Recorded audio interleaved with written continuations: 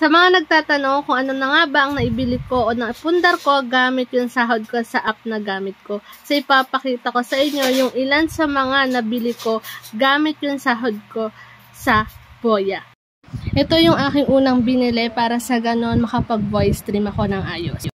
Tapos nakabili din ako ng damit, unan, salamin at saka solar fan. Tapos ito yung aking sahod. Tapos makikita nyo, ito yung ginagawa pa lang yung bahay namin at wala pa siyang bubong.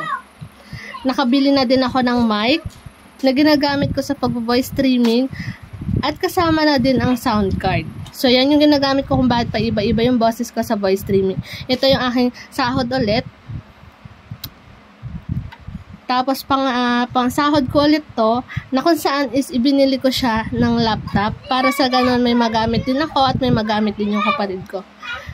Tapos bumili din akong USB para sa ganun kapag walang kuryente sa amin is hindi mamamatay yung wifi namin.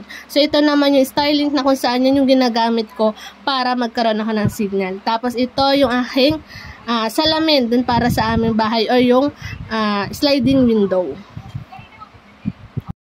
Pa yung isa kong naipundar. So makikita nyo nung nakaraan, nung pinakita ko sa inyo wala pa siyang bubong, pero ngayon malapit na siyang matapos, may bubong na at nag-finish na lang sila dun sa loob. Meron na din kami nabili yung pinakita ko sa inyo na mga salamin. So makikita nyo yun yung ikakabit yan sa mga bintana. So ang laking tulong sa akin talaga ng app na to dahil kahit nasa bahay lang ako is kumikita ako.